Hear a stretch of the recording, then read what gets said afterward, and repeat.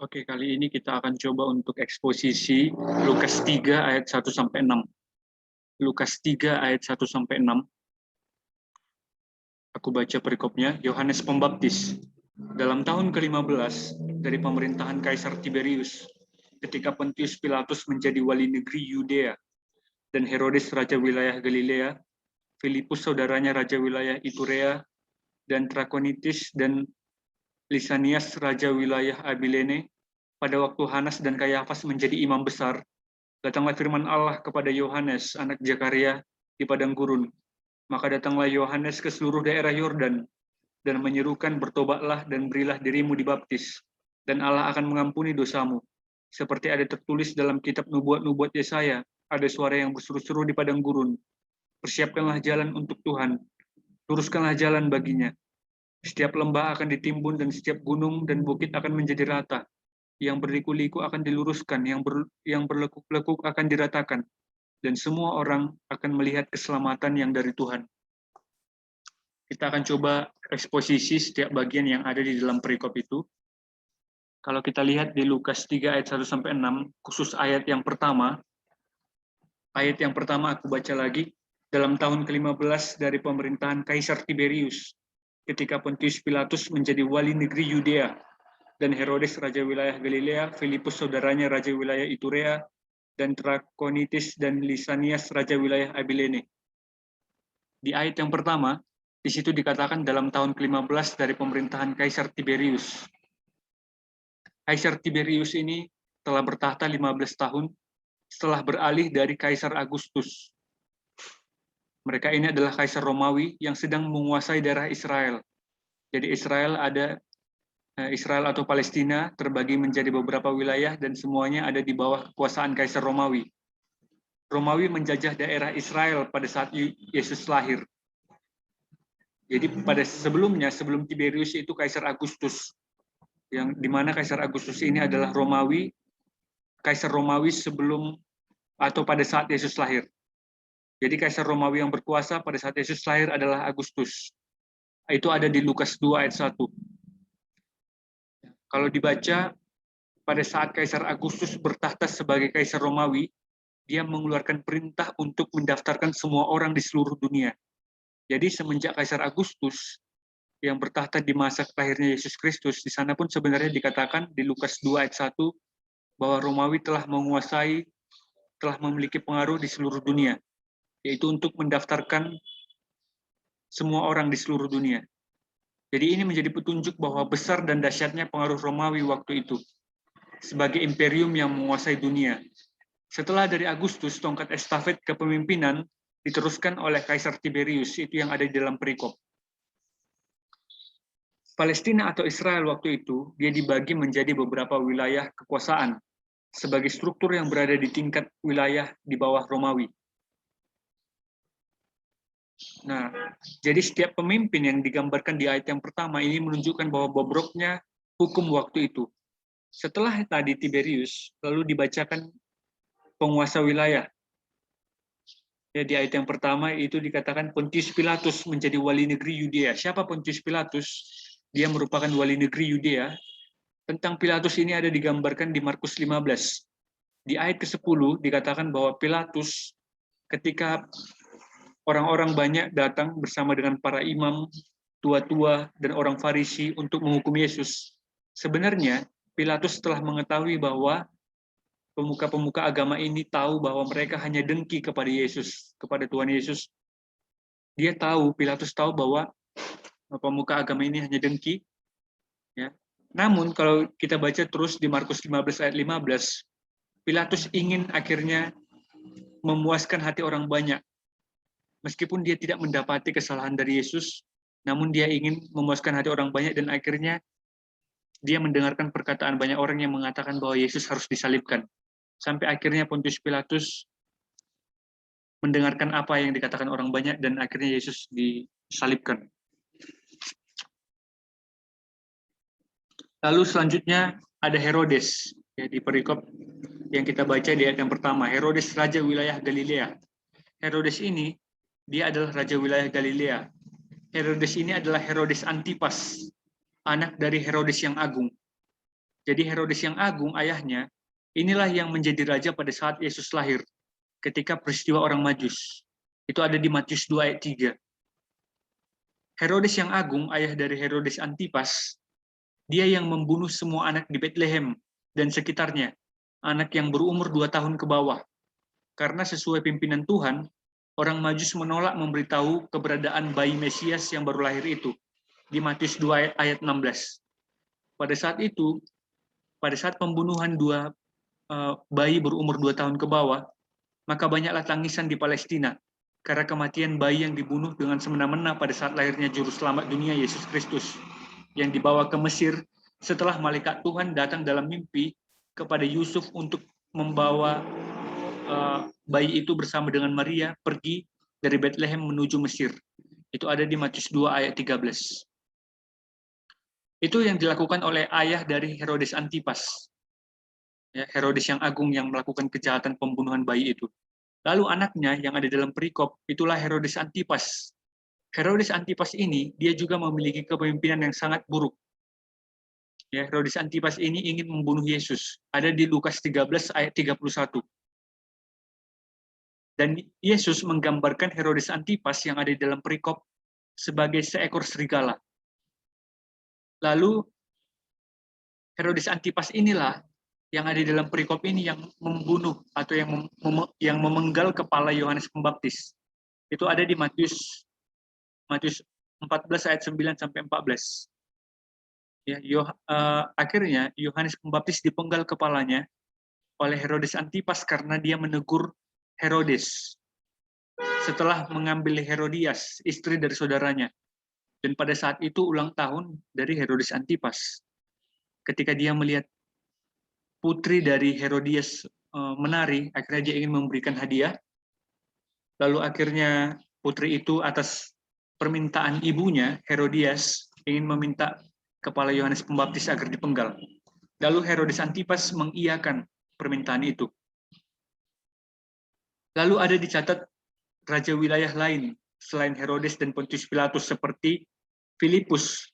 Filipus ini adalah saudara Herodes Antipas yang menguasai Iturea dan Trakonitis. Lalu ada kemudian Lisanias, raja wilayah Abilene. Pada masa itu, raja-raja dunia memerintah semena-mena. Raja-raja di Palestina bertugas untuk menyenangkan hati Kaisar Tiberius sebagai pucuk pimpinan tertinggi. Lalu kalau kita lihat di ayat yang kedua, pada waktu itu Hanas dan Kayafas menjadi imam besar. Datanglah firman Allah kepada Yohanes anak Zakaria di padang gurun. Tentang ayat yang kedua ini, ayat yang kedua menjadi bukti besarnya intervensi kerajaan atau kekaisaran Romawi untuk mempengaruhi agama waktu itu demi kepentingan politik, demi kepentingan pemerintah untuk mencoba menekan rakyat dari jalur agama. Jadi imam besar, kalau kita lihat di ayat yang kedua dikatakan ada 2 orang, Hanas dan Kayafas. Seharusnya imam besar hanyalah 1 orang yang boleh memimpin para imam di Bait Allah di Palestina. Namun Hanas diturunkan oleh gubernur Romawi. Gubernur Romawi waktu itu bernama Valerius Gratus. Kemudian dia mengangkat Kayafas. Meski diturunkan, ya jadi Kayafas itu adalah imam besar yang diangkat oleh pemerintah Romawi. Meski diturunkan, Hanas tetap melayani sebagai imam di Bait Allah. Jadi statusnya sebagai imam tidak hilang. Namun itu makanya dituliskan 2 tokoh, Hanas dan Kayafas sebagai imam besar. Namun yang memimpin sebagai imam besar tentulah Kayafas. Namun peran Hanas sebagai imam tentu tidak hilang. Ya. Dia tetap melayani sebagai imam.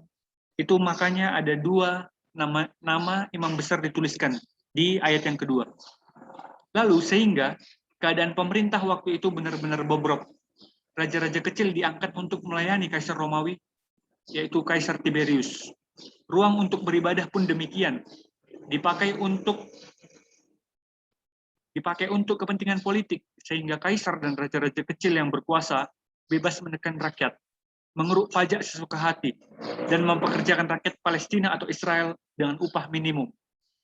Jadi setiap jalur adalah tempat di mana akhirnya kekaisaran menekan rakyat. Lalu Data tokoh-tokoh dunia atau penguasa kejam ini dicatat sejak sangat detail oleh Lukas. Ini menjadi fakta sejarah. Ya, dan ini menunjukkan catatan bahwa Alkitab berdasarkan fakta yang akurat dan teliti. Ini sungguh-sungguh firman Tuhan yang pernah terjadi di dalam sejarah. Kejahatan manusia dicatat di dalam Alkitab. Demikian pula lah, kejahatan manusia tetap akan dicatat di dalam ingatan Allah. Lalu kalau masih tetap di ayat yang kedua, di ayat 2b, di situ dikatakan, datanglah firman Allah kepada Yohanes, anak Zakaria di padang gurun. Ini adalah Yohanes Pembaptis. Tugas Yohanes Pembaptis menurut kitab Injil, Yohanes 1 ayat 6-9, di situ dikatakan bahwa Yohanes diutus Allah untuk mempersiapkan jalan kedatangan Raja Semesta yang sesungguhnya, Tuhan yang turun ke tengah-tengah dunia, Yesus Kristus. Sebelum Raja itu datang, dengan keras Yohanes Pembaptis menegur setiap orang agar bertobat, agar percaya kepada terang dunia itu, Yesus Kristus. Jadi firman Allah datang kepada Yohanes Pembaptis untuk mengutus dia bersaksi tentang Yesus Kristus. Sebelum Raja yang sesungguhnya datang, Yohanes Pembaptis bertugas mempersiapkan dan menyadarkan umat manusia dengan keras untuk menyambut Yesus Kristus. Karena kalau kita lihat, karakter manusia yang berdosa, pemerintahan yang bobrok, masa penantian yang penuh penderitaan, membuat rakyat Israel waktu itu akan sangat sulit untuk percaya menyambut kedatangan Mesias. Lalu kalau kita lihat juga ini diklarifikasi atau dijelaskan kembali oleh Yohanes 1 ayat 11, yang menyebutkan bahwa ia atau Yesus Kristus datang kepada milik kepunyaannya, tetapi orang-orang kepunyaannya itu tidak menerimanya. Itu sebabnya Yohanes Pembaptis diutus terlebih dahulu untuk mengingatkan kita agar bersiap-siap. Jangan sampai menolak dan mengabaikan Raja yang sesungguhnya, Yesus Kristus. Itu sebabnya di bawah perikop yang kita baca, di Lukas 3 ayat 7, di situ Yohanes Pembaptis sangat keras menegur orang-orang yang ada di Palestina. Hai kamu keturunan ular beludak, siapakah yang mengatakan kepada kamu supaya melarikan diri dari murka yang akan datang? Itu dikatakan oleh Yohanes Pembaptis. Sehingga tidak ada yang bisa lari dari penghukuman akibat dosa. Itu sebabnya Yohanes diutus untuk mengingatkan manusia agar membuka hati menerima Yesus Kristus sebagai Raja dan Tuhan yang bertahta di hati manusia. Alkitab dengan detail menjelaskan di ayat yang kedua B bahwa Yohanes Pembaptis anak Zakaria di padang gurun. Benarlah nubuat di kitab terakhir Perjanjian Lama, itu di kitab Maleaki 4 ayat 5-6. Di situ dikatakan bahwa Tuhan akan mengutus nabi seperti Nabi Elia agar hati bapak-bapak dan anak-anak berbalik dan bertobat kepada Tuhan, supaya Tuhan tidak memukul bumi sehingga musnah. Dari nubuat itu bisa dilihat bahwa Yohanes Pembaptis tentu sangat mirip dengan Elia dari perawakannya dan dari kuasanya. Ini dua tokoh yang berbeda, ya, namun sama-sama memiliki kuasa yang besar. Elia di Perjanjian Lama memusnahkan 450 nabi-nabi palsu atas kuasa Tuhan yang menyertainya. Demikian juga Yohanes Pembaptis. Dia punya kuasa dari Tuhan untuk menegur dengan keras setiap manusia agar menerima Mesias, Tuhan yang turun ke dunia, Yesus Kristus. Dari perawakannya pun mirip. Ya, Yohanes Pembaptis, dia memakan madu dan belalang, serta memakai jubah bulu unta dan ikat pinggang kulit, Matius 3 ayat 4. Elia pun digambarkan demikian. Dia hidup di dalam kekeringan waktu itu, tidak memiliki air dan memiliki makanan yang susah, lalu akhirnya Elia pun akhirnya memiliki kesempatan untuk tinggal di dalam rumah janda miskin, yang menggambarkan bagaimana pemeliharaan Allah kepada dia.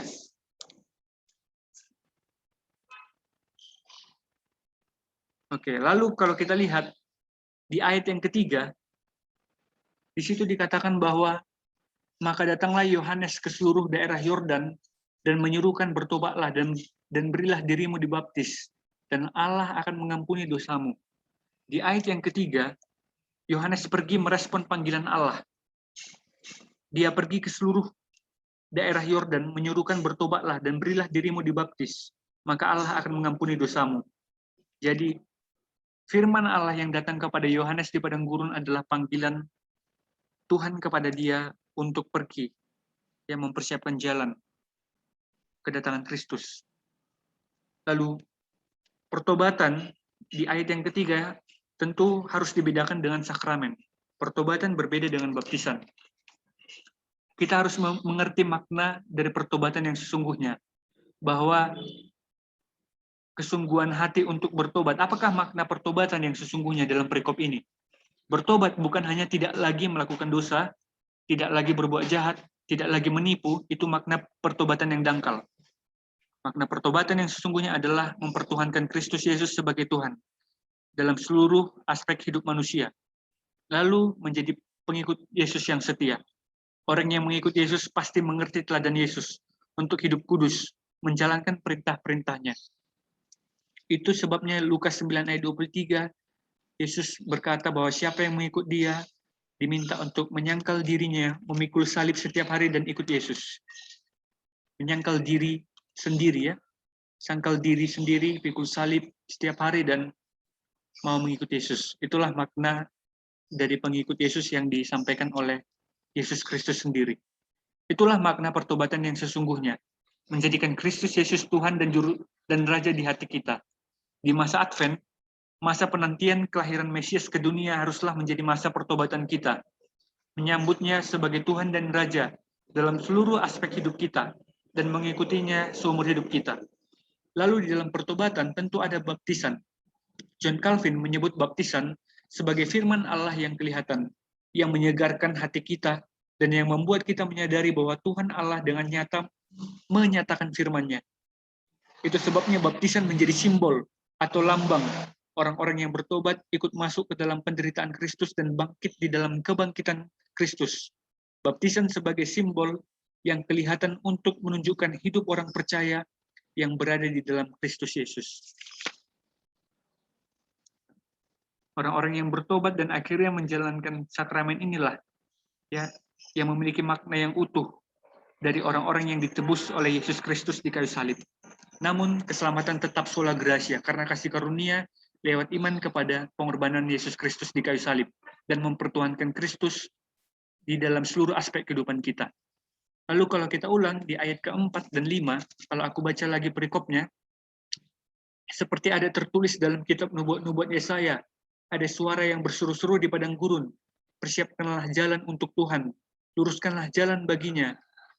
Ayat ke-5, setiap lembah akan ditimbun, dan setiap gunung dan bukit akan menjadi rata, yang berliku-liku akan diluruskan, yang berlekuk-lekuk akan diratakan. Di ayat ke-6, dan semua orang akan melihat keselamatan yang dari Tuhan. Ayat ke-4 dan 5, ini menjadi simbol dari setiap hati manusia, untuk memiliki ketulusan hati, menyambut Raja yang akan datang itu. Persiapkanlah jalan untuk Tuhan, dan luruskanlah jalan bagi Yesus Kristus yang akan datang itu. Setiap lembah akan ditimbun, gunung dan bukit akan menjadi rata, yang berliku-liku akan diluruskan, yang berlekuk akan diratakan. Ini adalah yang pertama tadi sebagai simbol dari hati manusia, dan yang kedua sebagai simbol dari status manusia itu sendiri. Tidak peduli apa yang menjadi statusmu, tidak peduli apa yang menjadi status kita, entah seorang raja, entah seorang menteri, entah seorang pejabat negara, entah seorang pemuka agama, entah seorang pelayan Tuhan di gereja, entah seorang pemuda-pemudi gereja, entah seorang pengurus gereja, apapun yang menjadi status kita, itu menggambarkan seperti gunung yang berada seperti gunung pun akan diratakan, seperti lembah pun akan diratakan. Entah posisi kita pun rendah, petani, ya orang biasa, orang miskin, orang yang melarat, tidak peduli bagaimana cara hidup kita, itu digambarkan hidup yang berlika-liku, semuanya diminta untuk segera membuka hati, meluruskan jalan bagi Kristus Yesus, mempersiapkan hati kita untuk menyambut Mesias yang akan datang itu. Jadi itulah sebabnya makanya Yohanes Pembaptis dengan keras menegur setiap orang, hei kamu keturunan ular beludak, persiapkanlah jalan bagi Mesias yang akan datang itu. Itu disampaikan oleh Yohanes Pembaptis di ayat yang ke-7. Lalu di ayat yang ke-6, dikatakan semua orang akan melihat keselamatan yang dari Tuhan. Kalau kita lihat bagaimana akhirnya Yesus Kristus, dia bukan diciptakan, dia telah ada sebelumnya. Yohanes 1 ayat 1, pada mulanya adalah firman, Firman itu bersama-sama dengan Allah dan firman itu adalah Allah. Lalu jadi firman itu adalah Allah. Dia telah ada sebelumnya dan dia ada bersama-sama dengan Allah, Allah Bapa. Yohanes 1 ayat 14 pun dikatakan bahwa firman itu telah menjadi manusia dan telah bersama-sama dengan kita. Yohanes 1 ayat 14. Firman itu turun menjadi manusia bersama-sama dengan kita, itulah Yesus Kristus. Lalu Yohanes 3 ayat 16 dikatakan bahwa orang yang percaya kepadanya, kepada Yesus Kristus tidak akan binasa, melainkan beroleh hidup yang kekal. Karena begitu besar kasih Allah akan dunia ini sehingga ia mengaruniakan anaknya yang tunggal, supaya setiap orang yang percaya kepadanya tidak binasa, melainkan beroleh hidup yang kekal. Jadi, kita perlu mempersiapkan hati kita menyambut Yesus Kristus dalam seluruh aspek kehidupan kita. Kita perlu berbalik dan bertobat untuk komitmen menjadi pengikut Kristus seumur hidup kita. Lalu kalau kita lihat bagaimana akhirnya gambaran tentang Yohanes Pembaptis, itu banyak digambarkan di Yohanes pasal 1. Yohanes pasal 1, ayat yang ke-6 sampai ayat yang ke-9, inilah yang menjadi tugas dari Yohanes Pembaptis. Yohanes 1 ayat 6 sampai 9, aku baca lagi. Datanglah seorang yang diutus Allah, namanya Yohanes. Ia datang sebagai saksi untuk memberi kesaksian tentang terang itu, supaya oleh dia semua orang menjadi percaya. Ia bukan terang itu. Yohanes Pembaptis bukan terang itu, tetapi ia harus memberikan kesaksian tentang terang itu. Terang yang sesungguhnya yang menerangi setiap orang sedang datang ke dalam dunia. Jadi itulah tugas Yohanes Pembaptis. Bagaimana akhirnya teladan dari Yohanes Pembaptis? Jadi akhirnya bisa kita lihat Yohanes dipanggil untuk mempersiapkan terang itu. Jadi kepenuhan atas terang itu, kepenuhan atas Injil, karena nubuat tentang kedatangan Mesias ini udah lama, ada di kitab Daniel, Yesaya 53, ada di Kejadian 3. Ya, jadi nubuat kedatangan Mesias telah ada. Jadi bagaimana akhirnya Yohanes menyadari bagaimana kepenuhan orang-orang yang akan ditebus oleh Mesias itu. Jadi kasih Kristus tidak hanya berhenti pada dirinya, tapi dia sampaikan kepada orang lain. Lalu kita lihat juga bagaimana teladan dari Yohanes Pembaptis itu ada di, bisa dibaca ya, Yohanes pasal 1 ayat ke-19 sampai ayat yang ke-34. Ya. Kita bahas satu-satu. Yohanes pasal yang pertama ayat yang ke-19 sampai ayat yang ke-21. Dan inilah kesaksian Yohanes ketika orang Yahudi dari Yerusalem mengutus beberapa imam dan orang-orang Lewi kepadanya untuk menanyakan dia, siapakah engkau? Ia mengaku dan tidak berdusta. Ia mengaku, Yohanes Pembaptis mengaku dan tidak berdusta. Katanya, aku bukan Mesias. Dia sadar posisinya, ya, dia sadar posisi dirinya sebagai seorang hamba daripada Mesias, daripada Kristus yang akan datang itu. Dan dia orang yang telah selesai dengan dirinya sendiri. Bisa kita lihat di ayat ke-21 juga. Lalu mereka bertanya lagi kepada Yohanes Pembaptis, kalau begitu siapakah engkau? Elia? Dan Yohanes Pembaptis pun menjawab, bukan. Lalu orang lain bertanya lagi, engkaukah nabi yang akan datang itu? Dan ia menjawab, bukan. Maka kata mereka kepadanya, siapakah engkau? Jadi bisa kita lihat Yohanes memang sadar dirinya siapa. Ya, dia tidak mengambil kesempatan untuk bermegah mencuri kemuliaannya Tuhan. Tapi dia akhirnya memiliki hidup yang mempermuliakan Allah sepenuhnya. Lalu bisa kita lihat juga ketika orang akhirnya di ayat ke-22 bertanya siapakah dia, di ayat ke-23 Yohanes Pembaptis kembali mengatakan bahwa akulah suara orang yang berseru-seru di padang gurun. Luruskanlah jalan Tuhan seperti yang telah dikatakan Nabi Yesaya. Lalu di ayat ke-24, dan di antara orang-orang yang diutus itu ada beberapa orang Farisi. Mereka bertanya kepadanya, katanya, mengapakah engkau membaptis jikalau engkau bukan Mesias, bukan Elia, dan bukan Nabi yang akan datang? Lalu Yohanes menjawab, katanya, aku membaptis dengan air, tetapi di tengah-tengah kamu berdiri dia yang tidak kamu kenal, yaitu dia yang datang kemudian daripada aku, membuka tali kasutnya pun aku tidak layak. Hal itu terjadi di Betani yang di seberang Sungai Yordan di mana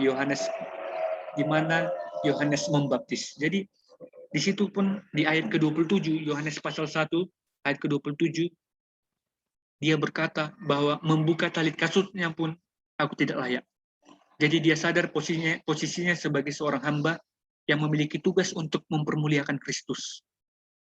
Jadi kalau kita lihat memang ada kesiapan hati Yohanes untuk menyambut kedatangan Kristus. Jadi bisa juga kehidupan Yohanes Pembaptis menjadi teladan sebagai simbol hati yang siap menyambut kedatangan Mesias, Yesus Kristus yang akan lahir ke tengah-tengah dunia. Tapi memang untuk konteks perikop ini adalah Yesus Kristus yang akan datang sebelum menjalankan tugasnya, menjalankan tugas mesianik 3,5 tahun melayani di dunia dan sampai akhirnya menanggung dosa manusia di kayu salib. Lalu bisa kita lihat apa lagi teladan hidup Yohanes. Yohanes menunjuk kepada Yesus. Ya, dia bukan menunjuk kepada dirinya, tapi dia memiliki hidup yang sesungguhnya. Makna hidup yang sesungguhnya bukan menunjuk kepada diri sendiri, tapi menunjuk kepada Yesus. Itu Yohanes 1 ayat ke-29 sampai ayat ke-34. Kalau kita baca perikopnya, pada keesokan harinya Yohanes melihat Yesus datang kepadanya dan ia berkata, "Lihatlah anak domba Allah yang menghapus dosa dunia. Dialah yang kumaksud ketika kukatakan, kemudian daripada aku akan datang seorang yang telah mendahului aku, sebab dia telah ada sebelum aku." Jadi dia tahu Yesus itu telah ada sebelum dia.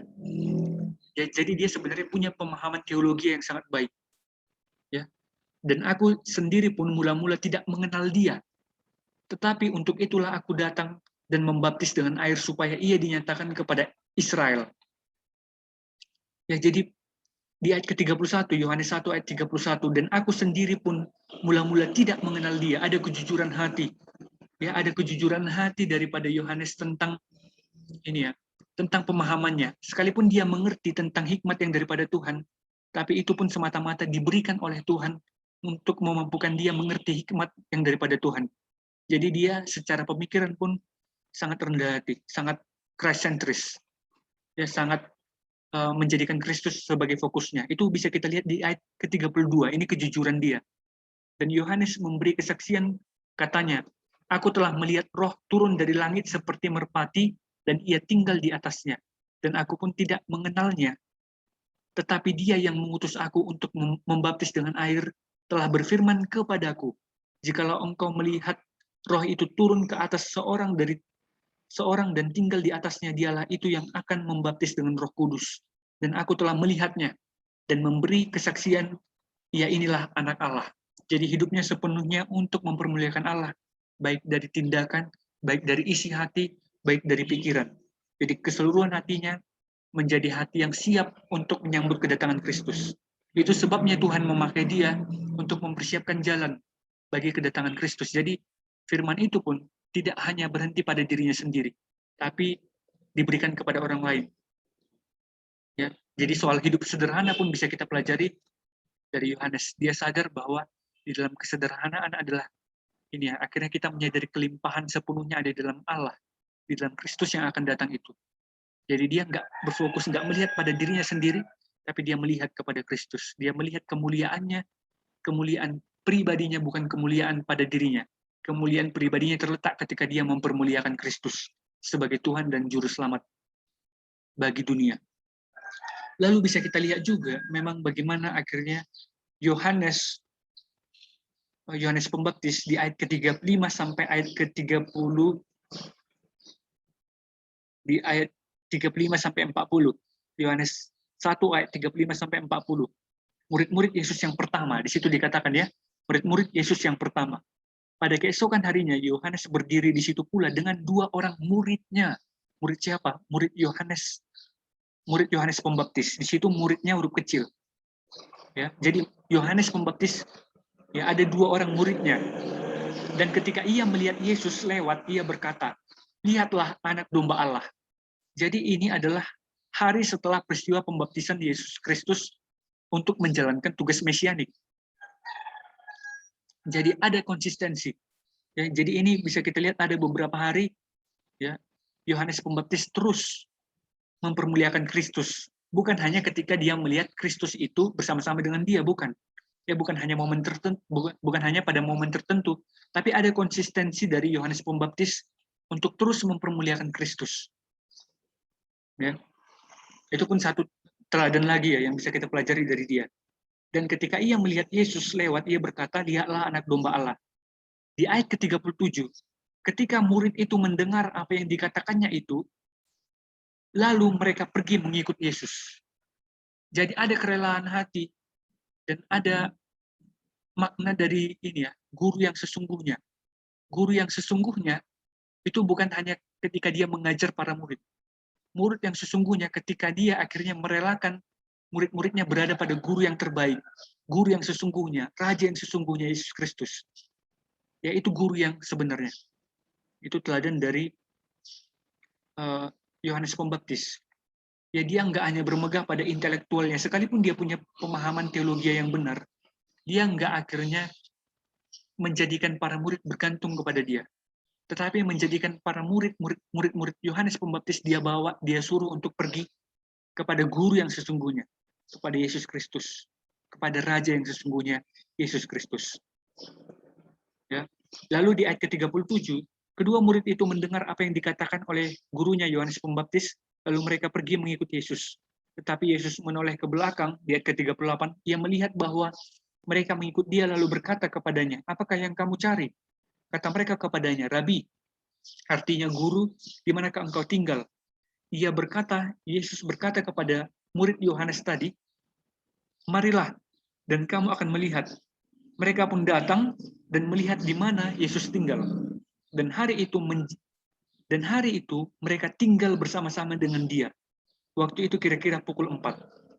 Salah seorang dari keduanya yang mendengar perkataan Yohanes lalu mengikuti Yesus adalah Andreas, saudara Simon Petrus.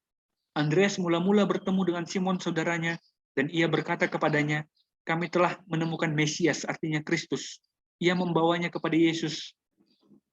Yesus memandang dia dan berkata, engkau Simon anak Yohanes, engkau akan dinamakan Kefas. Di sini waktu Andreas akhirnya membawa Simon Petrus kepada Yesus. Nah, dari sinilah akhirnya bisa kita lihat bagaimana teladan hidup dari Yohanes Pembaptis. Dia sebagai guru yang tidak membuat muridnya bergantung kepada dia, tapi menjadikan para murid datang kepada guru yang sesungguhnya, kepada raja yang sesungguhnya, kepada Mesias yang sesungguhnya. Itu ya. Jadi dari sini bisa kita lihat banyak teladan yang bisa kita pelajari bahwa hati yang siap menyambut Mesias bisa kita lihat dari teladan hidup Yohanes Pembaptis. Ketika akhirnya Yohanes menyuruhkan setiap orang untuk bertobat, ya dengan keras dia menyuruhkan agar semua orang bertobat, berbalik kepada Mesias. Jadi hati yang siap menyambut Mesias itu adalah hati Yohanes Pembaptis. Banyak teladan yang bisa kita tiru, dan kita pun dipanggil meniru teladannya untuk mempersiapkan jalan sebelum kedatangan Yesus Kristus. Jadi bisa kita lihat Yohanes Pembaptis juga paham tentang coram Deo. Ya, coram Deo ini teologianya Martin Luther. Apapun yang kamu kerjakan, kerjakan seperti di hadapan Allah. Jadi itu sebabnya akhirnya konsisten menunjukkan teladan. Ya, itu pun yang ditunjukkan oleh Yohanes Pembaptis tadi. Dia setiap hari mempermuliakan Kristus. Dia tidak mempermuliakan dirinya sendiri. Gitu. Karena akhirnya dia sadar bahwa dia hanyalah ciptaan, dia hanyalah budaknya Kristus. Jadi ada nggak kita seperti itu? Ya, hidup kita akhirnya kita selesai dengan diri kita sendiri, dan hidup kita kita relakan untuk dipakai oleh Tuhan, dan kita siap untuk mempermuliakan Kristus senantiasa. Dan akhirnya memang Yohanes Pembaptis siap untuk mati. Dia siap dengan konsekuensi yang dia peroleh, karena hidupnya memang untuk mempermuliakan Kristus, memanggil semua orang bertobat, sampai akhirnya dia ditangkap kan di masanya Herodes tadi, ya Herodes Antipas, sampai akhirnya dia dipenggal kepala. Dia tahu konsekuensi itu karena nabi-nabi yang di Yerusalem itu pasti harus dipenggal, harus mati, dan Yesus yang mengatakan itu. Ya, itu tadi ada di perikop yang baru aku ulas, bahwa nabi-nabi yang ada di Yerusalem dia memang harus mati. Oke. Ya, itu tadi ya, makanya Yohanes Pembaptis pun siap dengan itu ya. Itu ada di Lukas 13. Lukas 13 ayat 31, 32 dan 33. Tentang nabi di Yerusalem yang memang harus mati. Itu yang bisa aku sampaikan. Ini untuk bahan PA bersama, untuk bahan eksposisi ya, bahan eksposisi yang mau dibagikan ke teman-teman di pelayanan mahasiswa, kiranya boleh memberkati. Ini bukan khotbah tapi hanya sekedar eksposisi dari Lukas tadi ya, Lukas 3 1 sampai 6. Kiranya boleh menjadi bahan kita bersama untuk sama-sama mempersiapkan materi pelayanan yang akan kita kerjakan. Tuhan Yesus memberkati. Sekian, Shalom.